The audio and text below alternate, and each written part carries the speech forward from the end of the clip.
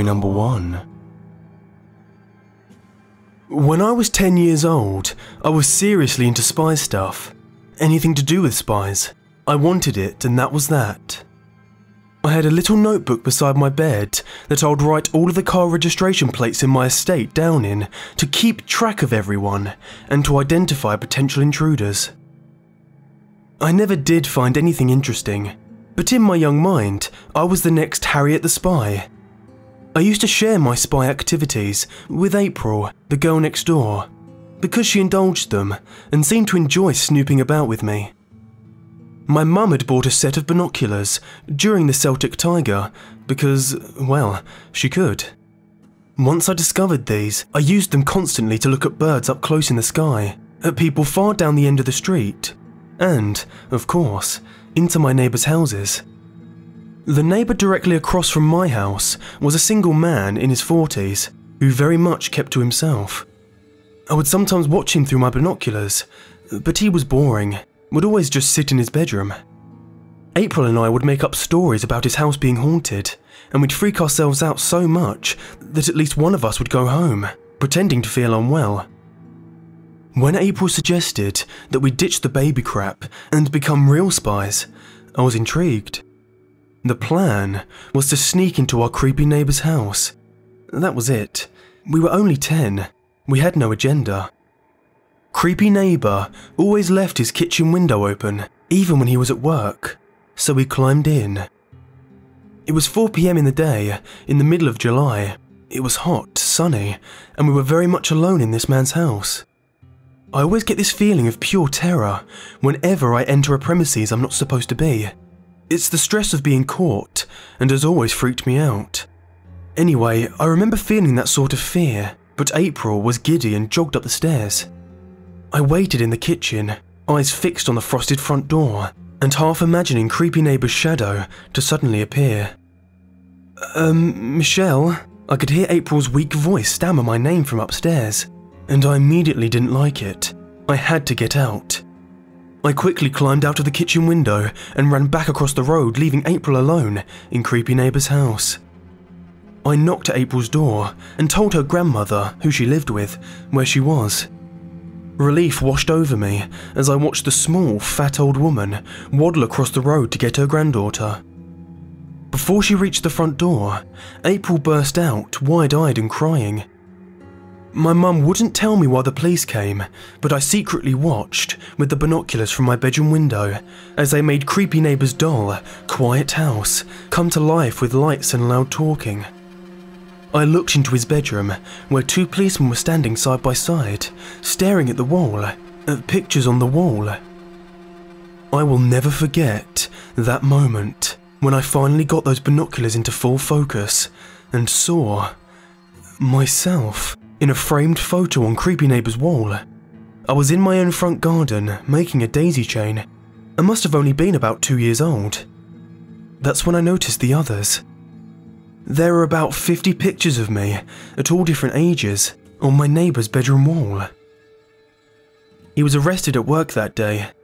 Caretaker in the local primary school. That's all I can remember from that time. April and I never spoke again after the incident, but she still lives next door to me and has her own daughter called Leela. It still shakes me, 14 years later, that while I was out spying on all the neighbours, there was one spying on me, and I never knew.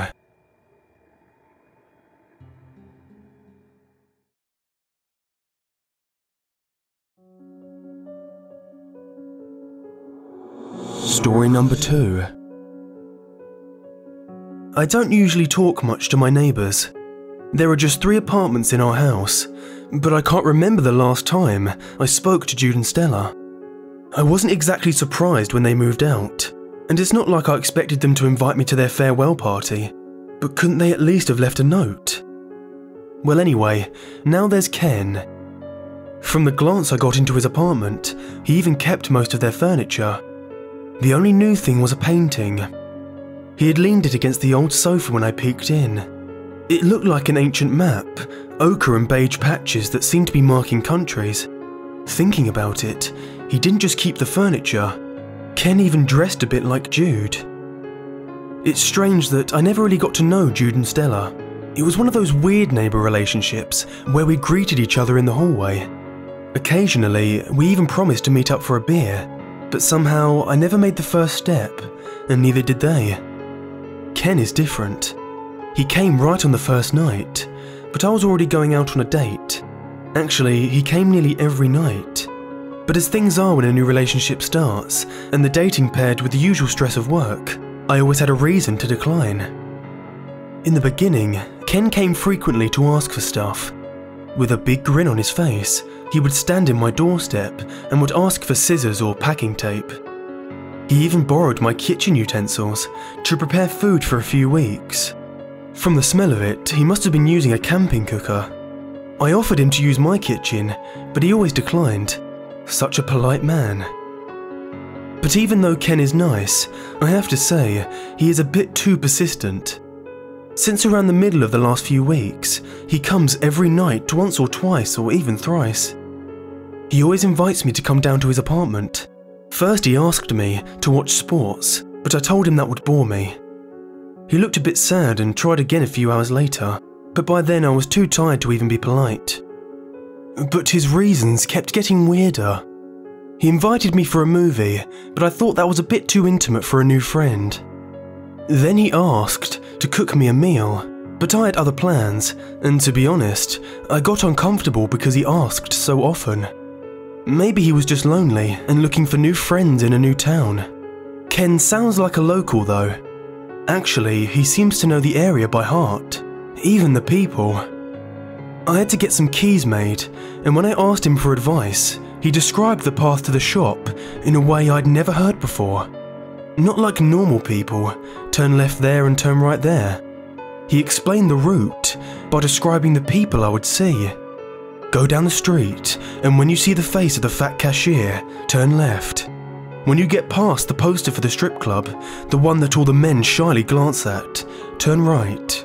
The shop is the only one with two people behind the counter, the married woman and the young man that is laughing eagerly at her jokes. His descriptions weirded me out, but when I actually walked along the street, his words still ringing in my ears, I saw it all happening. The moment the fat cashier came into my view, there was a narrow path between two houses. A shortcut I'd never noticed before. I could see how all the men were glancing at the poster, their faces slightly more red than usual, and the young man was laughing at her jokes. Are people that predictable? Do those people always do that? Is the butcher's cashier always standing in the exact same spot? Ken has been more persistent since then, as if he noticed that he was losing my trust. Yesterday, he came 3 times. Once he asked me to come and help him with something, but I was just about to go in the shower, and afterwards I forgot about it. Then he came again, asking whether I wanted to play Scrabble. At first I thought he was joking, but he had this weird, serious stare. I did just let it slide, and said I was expecting a phone call. The 3rd time was when I was just going to bed, and somehow I had the impression that he was trying to get into my apartment. He was still polite and friendly, but somewhat pushy. He even asked if he could take a picture of me for my collection, he said. I might have been a bit rude when I refused, but I was just too tired to put up with my strange neighbour. The last time he came was today, just a few minutes after I came home. I was cooking, so I must have overheard for a while that he was knocking on my door. I only heard him when he started banging against it. He was calling my name. He sounded panicked and angry at the same time. I didn't hear everything he said, and I remember even less. But some things got stuck in my head. Come on, you need to help me finish it. I just need one more helper. I know you're in. Come on. I'm not sure why I didn't open, but the more he went on, the happier I was about that decision. Please, I really need you. You have to. There are not many others with the right colour. With every sentence, his voice got more furious. I don't have much time. You have to help me, if you want to or not. Just when I decided to call the police, I heard the sirens. I was strangely frozen in place, as if I was watching a bad movie, at the same time present and mentally somewhere else. I was frozen while the sirens got louder and my door started to shake from a body running up against it. I heard the shouting at the front door, the doorbell ringing repeatedly. I think I even pressed the buzzer to let them in, but I'm not sure anymore. I heard the shouting and cursing right in front of my door.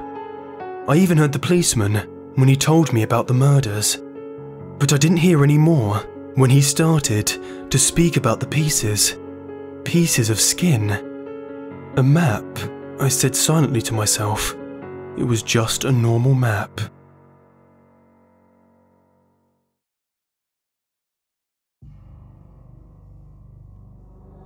Story number 3. I've lived in my house in London since I was 6. I'm 18 now. My neighbourhood has always been quiet, apart from the occasional attempted burglary, the East London norm. I've also never been an avid believer of, well, anything really. Paranormal, religious, you name it. I'm a man of science and logic. I try to explain things using principle. I've always been able to prove an abnormality to be the work of fiction or some justifiable means. I cannot explain this. I've never really talked to my neighbours, never really needed to, apart from 2 of them. Keith, a 19-year-old boy who lives 2 doors along from me, and Dot, the 80-year-old who lived between me and Keith. Keith was the same as me. He was atheist and scientific. So believe me when I say, nothing scares or surprises him. Dot was always nice to us in that old lady sort of way. Keith would jump over the garden fences and play football with me, and Dot would bring us out sweets and snacks. This is how it was from day one of living where I lived. I remember the day, the exact conversation I had with Keith as he entered my garden. I was 9 and he was 10 at the time. "Sup, dude?" "Hey," he said in quite a glum voice. "Hey, what's up?" "Wait, you haven't heard," he said. "Heard what?" "Well, it's about Dot." "What about me?" We both spun round in a startled manner. Dot was standing there, just as usual with a tray of cookies. She seemed white and very cold, which was odd considering it was 27 degrees Celsius outside. "Oh, hi Dot. You really didn't have to bake us cookies." "Well, I can't just let you boys stand around without anything to snack on, can I?" she chuckled. While I was speaking to Dot, I noticed something a bit off. It was Keith. He was frozen still, his eyes wide, as if he had just witnessed something so terrifying that it petrified him to stone. What was even weirder, ironically, was that he hadn't spoke. Now Keith was so charismatic, he would outlive God having the first and last word in a conversation. But not this time. This time, he just stood there, not uttering a word. "Are you okay, Dot?" I continued. "You're looking a bit pale today." "Oh, it's nothing, dear. I just feel a bit under the weather, 'tis all. I'm going to lay down for a bit. I'll see you boys later." I said bye, and before I uttered my last syllable, Keith was disappearing over the fences back to his own house. That was strange.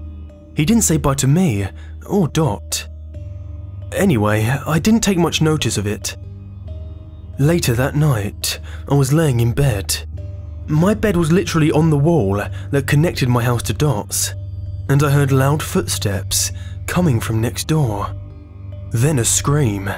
Then several thud noises. Then silence. What the hell? Did Dot drop something? I was a bit concerned, but it was nothing that kept me awake. I woke up in the morning to ask my mum to check up on Dot, as I heard crashing in her house the night prior.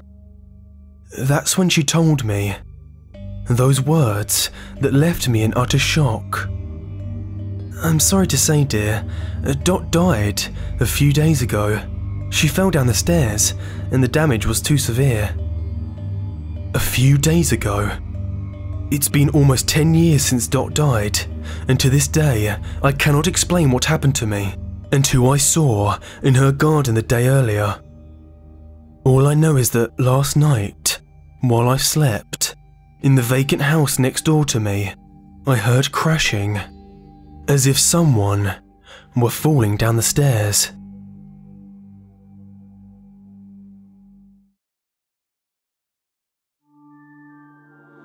Story number 4. I recently moved into a shabby apartment on the 6th floor, room number 65. It's not a bad place, however it's near the town centre and work, so it's very convenient for me. A few days after moving in, I got a knock on the door, and I looked through the peephole to see a friendly looking fella. I opened up to greet him, and it turned out he was in fact living in the apartment next to mine, room number 66. I welcomed him in, and we got chatting about work and life. He told me he was still job hunting and had just gotten out of a bitter divorce, so I didn't really ask him too many other personal questions. He told me his name was Greg, and he was a tall and slender man. He was pale and had really short hair, as if he was balding. I guess this did give him a rather skeletal look, but he seemed nice and welcoming. Greg hated dogs, and I have a little Yorkshire teacup called Prince. He said he was allergic to animals and made his excuses to leave, which was understandable. As a parting note, he told me if I ever needed anything, I should just knock on his door, which was nice of him. A few days later, and everything was going great, till I began hearing a screeching, scratching sound from the wall. I identified it to being the wall between me and Greg's apartments. I tried to ignore it, but I was typing up some important work for my studies, and it was really distracting. I suddenly began hearing weird howling sounds, as if there was a wolf in there, or even someone in pain. I headed out of my apartment and down the corridor to Greg's. I could still hear the howling, even from the corridor. I knocked on the door. The howling stopped abruptly. "Greg, you in there, buddy?" I said. Nothing. I knocked a few more times before conceding. I headed down to the reception and spoke to the receptionist, Susan. She was an orderly lady in her late 50s and had told me she'd worked in the job for a long while in an earlier conversation. I told her that there was howling and scratches coming from room 666, and she said that an animal must have gotten in. I recall thinking that was strange, as Greg told me he was allergic to animals. I headed back up to my apartment and made my way down what was now a silent corridor. The next few days were silent, however, I had tried getting a hold of Greg a few times, but no one ever opened up, and I never saw him enter or leave. I didn't really know his schedule, as he told me he was unemployed. Another week passed by, and nothing, until that afternoon. I was walking Prince by the park near the apartment block, and I felt eyes on me. I looked back, and there he was, standing by a tree, dead on staring at me. It was really creepy and sent shivers down my spine. Even though he was far away, I could tell it was him by his tall, slender figure and that pale complexion. The next day, after returning from work, Prince was nowhere to be found. I called the receptionist and they checked everywhere, and apparently the cameras had been down the last 2 days. I was really pissed, as there was nothing I could do. They kept asking whether I'd left the door unlocked, and in all honesty, I couldn't remember, as I leave early for work. That night, I heard scratching on my door, and automatically I thought Prince had returned. I ran to the door and opened it, only to find a collar, Prince's collar. As I looked at the collar, perplexed, I heard a door swing open. It was room number 66, and Greg came striding fast down the corridor towards me. He had a mallet in his hand. Naturally, I stepped back inside and slammed my door shut. He began knocking on the door. It was a calm knock, as if he was tapping on the door with the mallet rhythmically. I was in a state of shock and quickly called the desk. Greg is at my door with a mallet. I think he's done something with Prince too. Hang on, dear. Greg who? Susan responded. Greg from number 66, next door to me.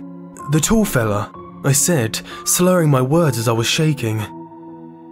66? No one lives in 66. Not since you've been living here. There was just silence. I had a million thoughts going through my head. How did this happen? A neighbour that wasn't to be. How did he even have access to that apartment? More importantly, what were his intentions? Susan said she was sending up security, but by the time they arrived, Greg was gone. His name was probably not even Greg. Most definitely not, in fact. They checked number 66, and everything was as it should have been. It even smelt fresh. I still don't know where my dog is, and I doubt I'll ever see Prince again.